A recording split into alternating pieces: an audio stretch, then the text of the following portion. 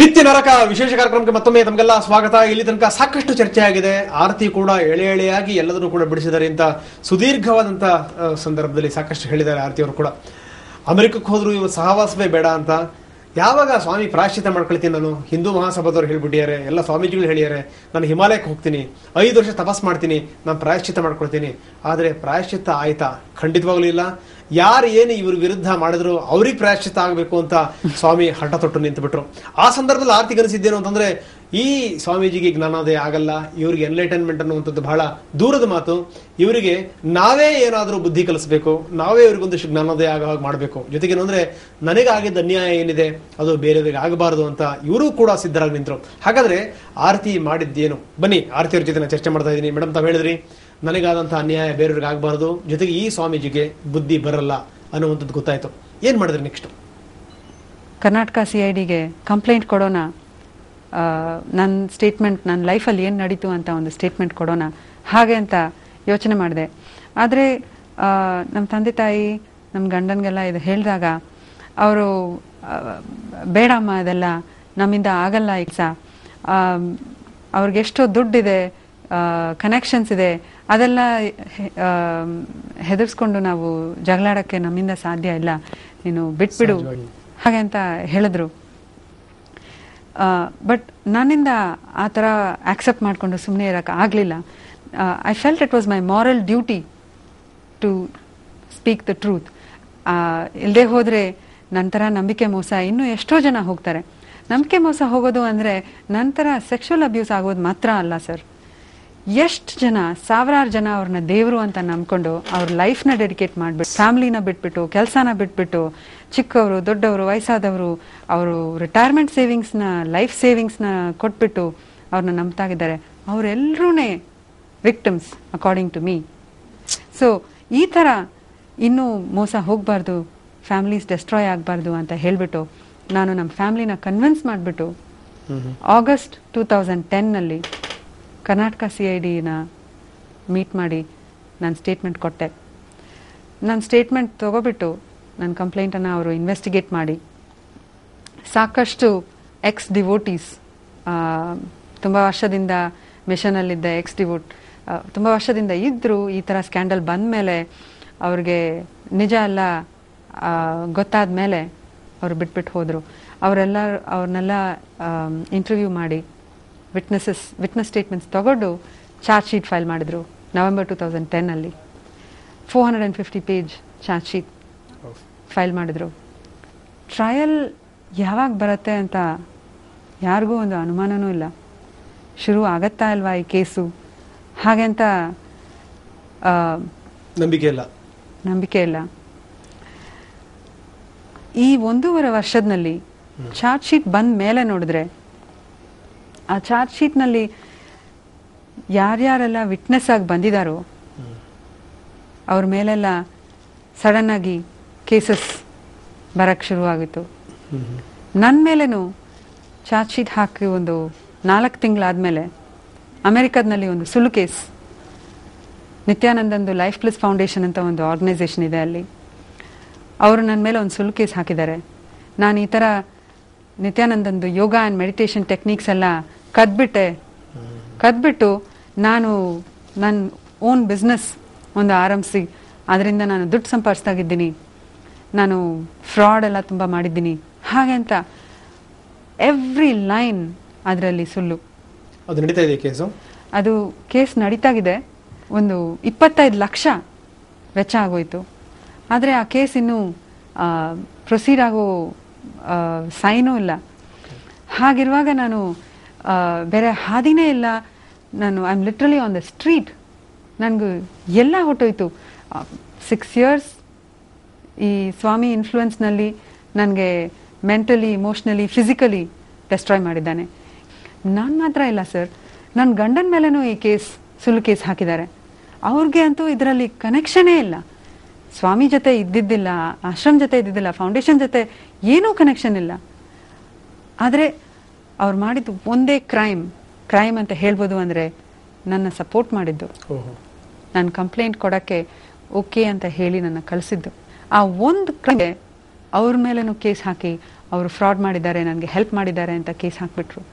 ಅವರು ನನ್ನ ಮೇಲೆ ಈಗ ಡಿಫಾಲ್ಟ್ ಜಡ್ಜ್ಮೆಂಟ್ ಬೇಕು ಅಂತಲೂ ಕೇಳಿದೆ. ಈ ಕೇಸಲ್ಲಿ US ಕೋರ್ಟಲ್ಲಿ ನಾನು ಡಿಫಾಲ್ಟ್ ಜಡ್ಜ್ಮೆಂಟ್ ಅಂತ ಕೊಟ್ಬಿಟ್ರೆ ನನಗೆ ಗೊತ್ತು, ತಕ್ಷಣ ಅದನ್ನ ಇಂಡಿಯಾಗೆ ತಗೊಂಡು ಬಂದು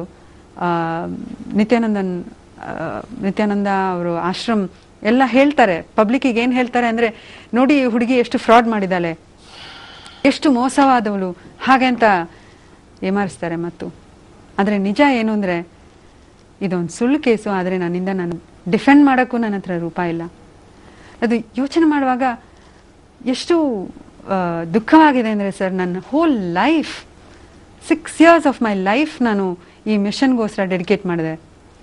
ನನ್ನ ಕೆರಿಯರ್ನ ಬಿಟ್ಬಿಟ್ಟು, ನನ್ನ ಜಾಬನ್ನ ಬಿಟ್ಬಿಟ್ಟು, ನನ್ನ ಗಂಡನ ಇಗ್ನೋರ್ ಮಾಡಿಬಿಟ್ಟು, ಫ್ಯಾಮಿಲಿ ಎಲ್ಲದನ್ನೂ ಬಿಟ್ಬಿಟ್ಟು ಬರೀ ಮಿಷನ್, ಆಶ್ರಮ್, ನಿತ್ಯಾನಂದ ಹೀಗೆ ನಾನಿದ್ದೆ 6 years. ಅದಕ್ಕೆ ನನಗೆ ಸಿಕ್ಕೋ ರಿವಾರ್ಡ್ ಇದೆ ಸರ್. ಮುಂದೆ ಏನು ಮೇಡಮ್ ಹಾಗಾದರೆ, ವಾಟ್ ನೆಕ್ಸ್ಟ್?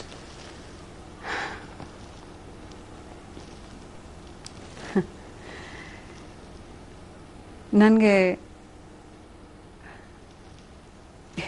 ಈ ಪ್ರಶ್ನೆಗೆ ನಾನು ಒಂದು ಉತ್ತರ ಹುಡುಕ್ತಾ ಇದ್ದೀನಿ.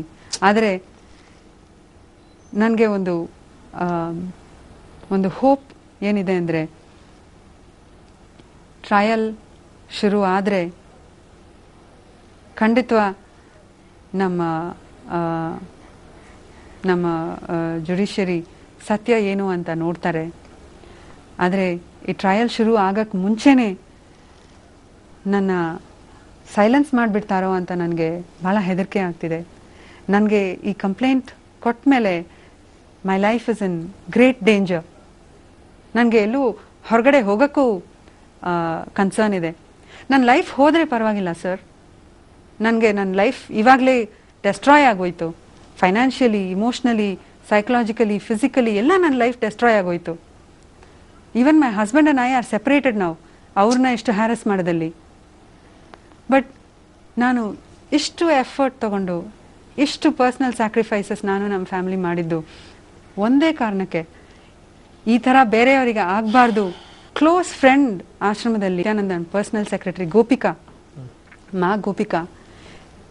2 ವರ್ಷದಿಂದ ಅವ್ರ ಬಗ್ಗೆ ಒಂದು ನ್ಯೂಸು ಇಲ್ಲ ಸರ್. ಅವ್ರು ಎಲ್ಲಿದ್ದಾರೆ, ಏನು ಮಾಡ್ತಾಗಿದ್ದಾರೆ ಒಂದು ಗೊತ್ತಿಲ್ಲ, ಯಾರಿಗೂ ಗೊತ್ತಿಲ್ಲ ಸರ್. CIDನೂ ಅವ್ರ ಬಗ್ಗೆ ಹುಡುಕ್ತಾ ಇದ್ರು, ಅವ್ರನ್ನ ಸರ್ಚ್ ಮಾಡ್ತಾ ಇದ್ರು, ಅವ್ರಿಗೂ ಒಂದು ಕ್ಲೂ ಇಲ್ಲ ಎಲ್ಲಿದ್ದಾರೆ ಅಂತ. ಯಾರಿಗೂ ಗೊತ್ತಿಲ್ಲ ಸರ್ ಅವ್ರಿಗೆ ಏನಾಯ್ತು ಅಂತ. ಮೇ ಬಿ ಅವರು ಏನಾದ್ರು ಪರ್ಮನೆಂಟಾಗಿ ಸೈಲೆನ್ಸ್ ಮಾಡಿಬಿಟ್ರ ನನಗೆ ಗೊತ್ತಿಲ್ಲ. ಆದರೆ ನನಗೂ ಆ ಥರ ಮಾಡೋಕ್ಕೆ ಸಾಧ್ಯ ಹಾಗೆ ಅಂತ ನನಗೆ ಹೆದರಿಕೆ ಆಗಿದೆ.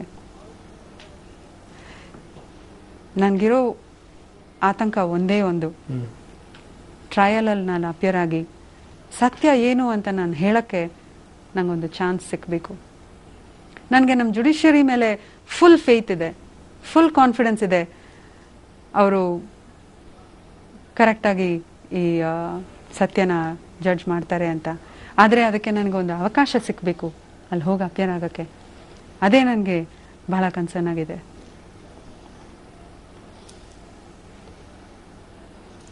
ಎಸ್ ಮೇಡಮ್, ಖಂಡಿತವಾಗಲೂ ನಿಮಗೆ ಜಯ ಸಿಗಲಿ. ಇಷ್ಟೊಂದೆಲ್ಲ ಅನುಭವಿಸಿದ ಮೇಲೆ ತಾವೇನಾದರೂ ಒಂದು ಮೆಸೇಜ್ ಕೊಡೋಕ್ಕೆ ಬಯಸ್ತೀರಾ ಜನಗಳಿಗೆ? ಖಂಡಿತವ. ನಾನು ಏನು ಹೇಳಬೇಕು ಅಂತ ಅನ್ನಿಸ್ತೀನಿ ಅಂದರೆ, ದೇವ್ರನ್ನ ನಂಬಿ, ಆದರೆ ದೇವ್ರ ಹೆಸರು ಹೇಳ್ಕೊಂಡು ಮೋಸ ಮಾಡೋ ಮನುಷ್ಯರನ್ನ ನಂಬಬೇಡ್ರಿ. ನನಗಾದ ಸ್ಥಿತಿ ನಿಮಗಾಗಬಾರ್ದು ಹಾಗೇನೋ ಕಾರಣಕ್ಕೆ ನನ್ನ ಲೈಫಲ್ಲಿ ನಡೆದಿರೋ ಇಷ್ಟೊಂದು ಇನ್ಸಿಡೆಂಟ್ಸ್ ನಾನಿವತ್ತು ಶೇರ್ ಮಾಡಿದ್ದೀನಿ. ಇದೆಲ್ಲ ಇಲ್ಲಿ ಕೂತ್ಕೊಂಡು ಮಾತಾಡೋಕ್ಕೆ I am not proud of it. ಆದ್ರೇನು ನನ್ನ ಡಿಗ್ನಿಟಿನ ಬಿಟ್ಬಿಟ್ಟು ಇಲ್ಲಿ ಬಂದು ನಾನು ಮಾತಾಡಿರೋದು, let my life be a lesson.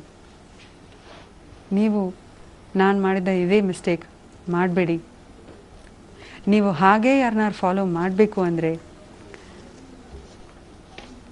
ಯಾರೊಬ್ರು ಮಾತುನು ಕೃತಿನೂ ಒಂದಾಗಿದೆಯೋ ಆ ಥರ ಒಬ್ರನ್ನ ಫಾಲೋ ಮಾಡಿ.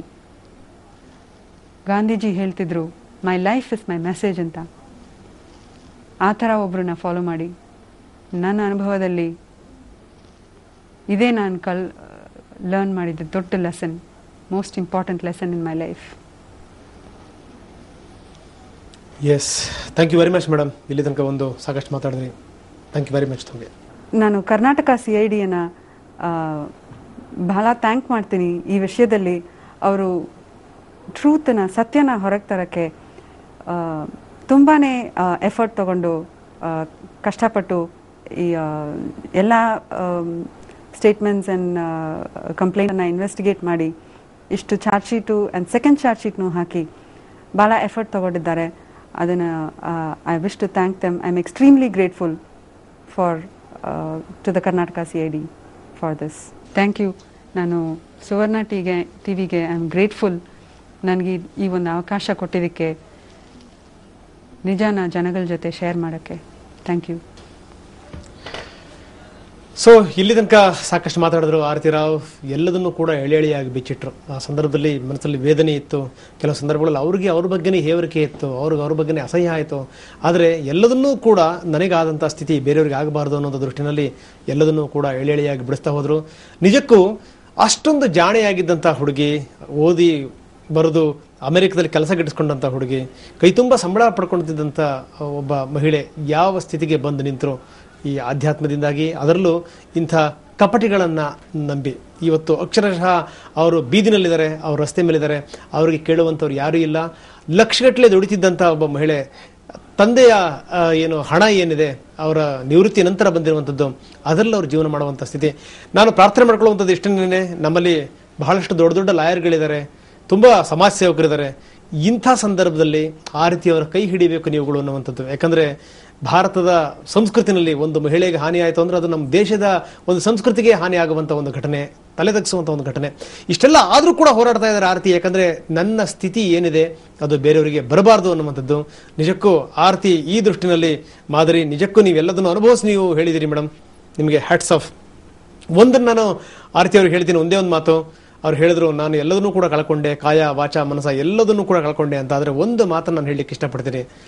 ಗಂಗೆಯನ್ನು ನಾವು ಬಹಳ ಪವಿತ್ರವಾದ ನದಿ ಅಂತೀವಿ. ಗಂಗೆ ಇಷ್ಟಾಗಲ್ಲ, ಇಷ್ಟುದ್ದ ಹರಿತಾಳೆ. ಆದರೆ ಯಾವುದೋ ಒಂದು ಮೂಲೆಯಲ್ಲಿ ಯಾವುದೋ ಒಂದು ನಾಯಿ ಆ ಗಂಗೆಗೆ ಬಾಯಿ ಹಾಕಿಬಿಡುತ್ತೆ. ಗಂಗೆ ಅಪವಿತ್ರಳಾಗ್ತಾಳ? ಖಂಡಿತವಾಗಲೂ ಇಲ್ಲ. ಹಾಗೇನೆ ಆರತಿಯವರು ಕೂಡ ಏನಾದರೂ ಕೂಡ ಅದೊಂದು ಮುಗಿದು ಹೋಗಿರುವಂಥ ಘಟನೆ. ಇದರಿಂದ ನಾನು ಅಪವಿತ್ರಳಾದೆ ಅನ್ನುವಂಥ ಭಾವನೆ ನಿಮಗೆ ಖಂಡಿತವಾಗಲೂ ಬೇಡ. ನಿಮ್ಮೊಂದು ಉಜ್ವಲವಾದಂಥ ಭವಿಷ್ಯ ಇದೆ. ಖಂಡಿತವಾಗಲೂ ಅದು ಒಂದಲ್ಲ ಒಂದು ದಿವಸ ನಿಮ್ಮನ್ನು ಹುಡುಕೊಂಡು ಬರುತ್ತೆ. ಅದಾಗಲಿ ಅಂತ ಹಾರೈಸ್ತಾ ಈ ವಿಶೇಷ ಕಾರ್ಯಕ್ರಮ ಮುಗಿಸ್ತಾ ಇದ್ದೀನಿ. ನಮಸ್ಕಾರ. Thank you very much. Shrimati Aarti Rao ಅವರ ಮಾತಿಗೆ, ಸವಾಲಿಗೆ ಉತ್ತರಿಸಲಿಕ್ಕೆ ತಾವು ಸಿದ್ಧರಿದ್ದರೆ ವೇದಿಕೆ ಒದಗಿಸಲು ಸುವರ್ಣ ನ್ಯೂಸ್ ಸಿದ್ಧವಿದೆ. ಸಮಯದ ಮಿತಿ ಇಲ್ಲದೆ ತಾವು ಸ್ಟುಡಿಯೋದಲ್ಲಿ ಮಾತನಾಡಬಹುದು. ಮುಖ್ಯ ಸಂಪಾದಕರು ಸುವರ್ಣ ನ್ಯೂಸ್ 24/7.